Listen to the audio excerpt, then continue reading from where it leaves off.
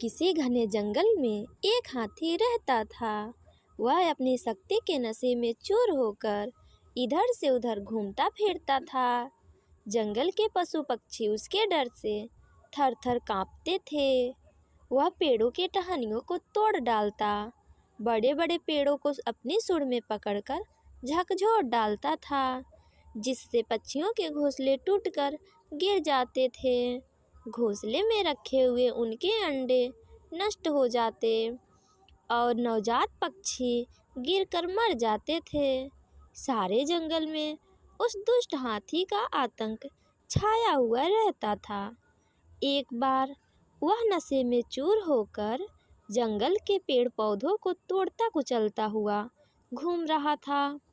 उसने एक पेड़ की डाली पर बने चिड़ियों के घोंसलों को तोड़कर जमीन पर पटक दिया और अंडों को पैरों से कुचल डाला।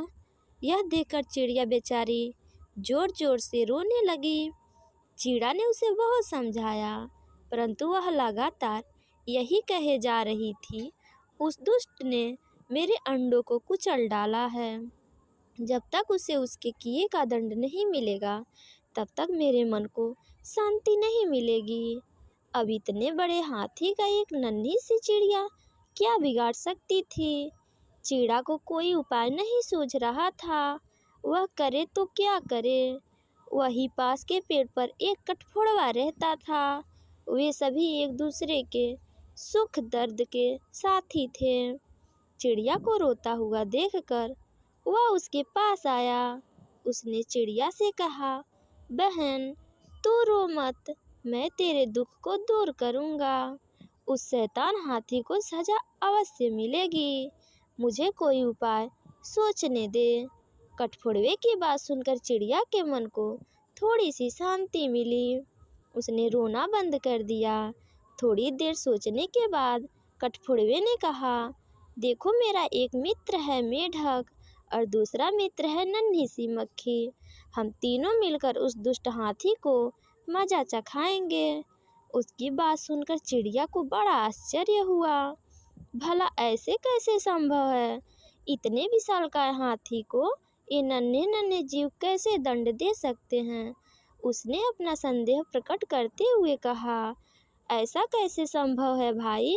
कठफोड़वे ने बड़े आत्मविश्वास से कहा, संभव है बहन, संभव है।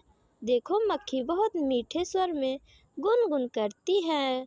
जब तक वह दुष्ट हाथी भरपेट खाकर किसी तालाब के किनारे आराम कर रहा होगा, तो यह मक्खी उसके कान के पास जाकर मीठे स्वर में गुनगुनाएगी। उसके मधुर संगीत को सुनकर वह हाथी आनंद में मग्न होकर अपनी आंखें बंद कर लेगा। ठीक उसी समय मैं उसकी दोनों आंखें फोड़ दूंगा। आंखें फूट जाने के बाद वह चिघाड़ता हुआ इधर से उधर भागेगा। उसी समय मेरा मित्र मेढक कीचड़ वाले तालाब के किनारे टर टर करेगा। अंधा हाथी पानी के लिए दौड़ेगा, परंतु कीचड़ में फंसकर बेमौत मारा जाएगा। चिड़िया को यह योजना जच गई। कठफोड़वे ने अपने मित्र को बुलाया और उन्हें अपनी योजना समझाई। वह दोनों इसकी सहायता के लिए तैयार हो गए। अगले दिन जब हाथी भरपेट खाकर आराम कर रहा था, तो मक्खी ने योजना के अनुसार उसके कान के पास जाकर मीठे स्वर में गुनगुनाना आरंभ कर दी। हाथी ने ऐसा मधुर संगीत पहले कभी नहीं सुना था। वह मस्ती में आंखें बंद करके संगीत का आनंद लेने लगा। कठफोड़वा तो इसी अवसर के ताक में था। जैसे ही हाथी की आंखें बंद हुई, वह धीरे से उसके निकट आया और अपनी तेज चोंच से हाथी की दोनों आंखों को फोड़ डाला। हाथी भयंकर दर्द से चीख उठा। आंखों से खून बहने लगा। वह दर्द से बिलबिलाता हुआ इधर उधर दौड़ने लगा। तभी मेढक ने कीचड़ भरे तालाब के किनारे टर टर करना शुरू कर दिया।